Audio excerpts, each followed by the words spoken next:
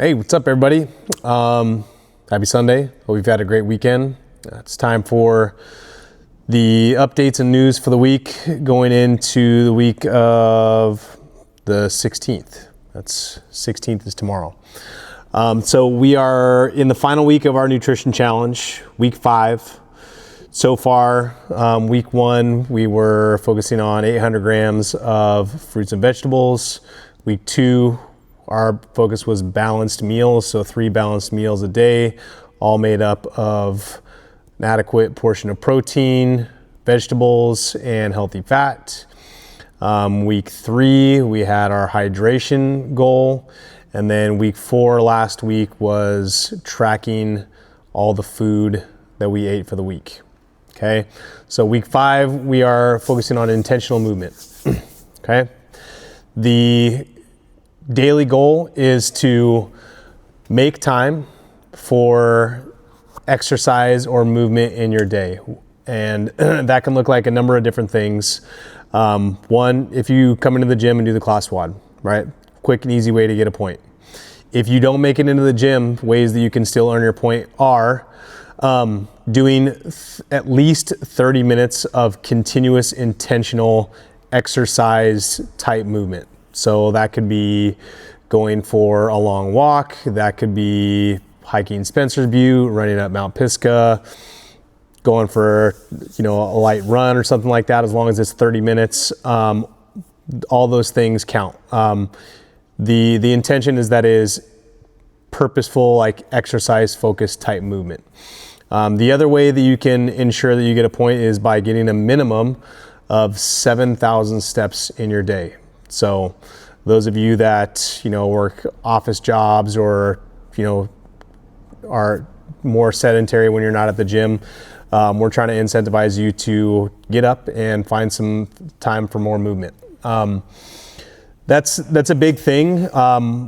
Even if you're coming to the gym 5 days a week, that means you're here for 5 hours out of the week. That leaves a lot of extra time during our week where we should be making time for movement and being intentional about it, seeking those opportunities out and making that a priority. If you're really trying to be fit, if you're really trying to be healthy, regular movement, even outside of the gym, should be a normal part of not only your weekly practice, but just something you hopefully look forward to.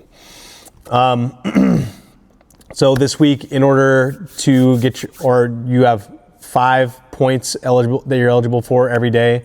So the 4 habits that I discussed previously, plus our movement goal for this week, that's 5 points. You get a point for each one that you successfully check off the list on each day. All right. Moving on, we've got the Open. I've been talking about it a lot in classes. The Open starts the week of February the 26th. So the first Open workout gets announced and released on February 26th. Our first Friday Night Lights event will be the following day on the 27th, starting at 5 p.m. We have this sign-up sheet at the front desk. Okay, lots of you guys have signed up. As of right now, we have about 39 of us signed up. I think we can get to 50 by the end of the week. Okay. Do you have to pay money to participate in this? Nope. Do you have to be good at CrossFit to participate? Nope. Do you have to be super fit or strong or to be able to do the workouts RX? Nope. What do you need to do? You need to be exactly who you are. You need to be willing and able to come into the gym on Fridays and do the workout like you do every Friday. Okay? We're splitting everybody up into teams. We're going to have 2 teams. The way you earn points for your team has nothing to do with your performance. Okay? So later this week, I'll release a number of ways that you can earn points for your teams. Some of those ways will be officially signing up for the Open through CrossFit. Okay, if you go to the CrossFit Games website, you can earn extra points that way for your team by signing up there. If you just do the workout every week, okay, you'll earn points. if you take the judges course online, so you can help us judge everybody, you can earn points. There will be themes for every week of the Open for Friday Night Lights. If you participate in that theme, you can earn points. We'll have other things like potentially making social media posts and other things of that nature. But really, it's just about participation and how willing you are to, be part of the group. So if you are unsure, if you're on the fence, just do it. Sign up. It'll be fun. I promise you. If you don't, you're probably going to have some FOMO after this is all done, and nobody likes that. Okay. I think that kind of covers it for the Open. I'll be talking about it all week, so don't worry about it. The pull-up accessory program, I'm going to be making an additional video that you'll find in the news, so I won't cover that. Bring a Friend Week, March 16th is the week immediately after the Open. So put that on your calendars. Your friends, coworkers, family, all of them are invited and welcome to come to the gym for a week of free workouts. Share what we do here with them.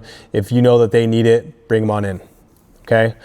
This week we've got a few people with birthdays. So on Tuesday, it's Beck's birthday. So if you see Beck on Tuesday, shout her out. On Wednesday, it's Bree's birthday. I believe she's turning 30. That's a big one. And then on Friday, Liz. So when you see your friends here, whether it's Beck, Bree, or Liz, if you see them at some point this week, tell them happy birthday.